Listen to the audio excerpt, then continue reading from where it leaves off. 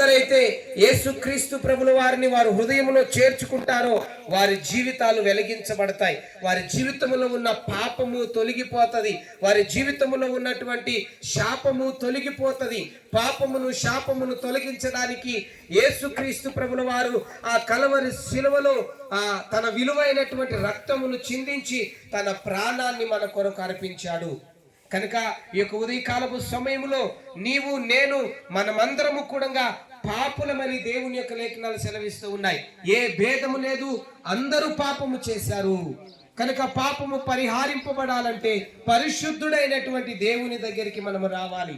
ఆ పరిశుద్ధుడైనటువంటి దేవుడే యేసుక్రీస్తు ప్రభుల వారు మన జీవితంలో మన బ్రతుకులలో ఉన్నటువంటి పాపమును పరిహరించడానికి ఆయన కల్వరి శిలువలో తన విలువైనటువంటి రక్తమును చిందించాడు.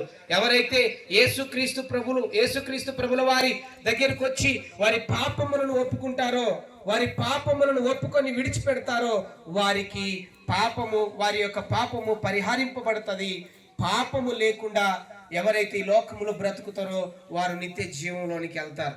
కనుక మన జీవితము ఏ పాటిది, ఎప్పుడు మన జీవితము ముగుస్తుందో తెలియదు. ప్రియమైన దేవుని బిడ్డలారా, మానవుని యొక్క జీవితము సాగిపోయే నీడ లాంటిది.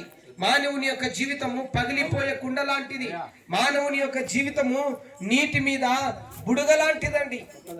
అన్నిటికీ గ్యారెంటీ ఉంది, కానీ మనకు గ్యారెంటీ లేదు. అయితే గ్యారెంటీ ఎవరు ఇస్తారు అని అంటే యేసుక్రీస్తు ప్రభుల వారు నీకు గ్యారెంటీ ఇస్తాడు. ఆయన నమ్ముకుంటే నీకు మరణము లేదు.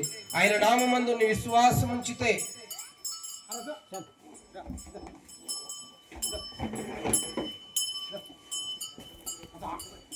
ఆయన నామమందు నీ విశ్వాసం ఉంచితే నీవు రక్షింపబడతావు. ఇంకా అమూల్యమైనటువంటి మాటలు మీరు వినాలనుకుంటే ఈరోజు రాత్రి మన గ్రామంలో చర్చి దగ్గర సువార్త రక్షణ మహాసభలు ఏర్పాటు చేశాం. ఆ యొక్క మీటింగ్లలో మీరు పాల్గొనండి.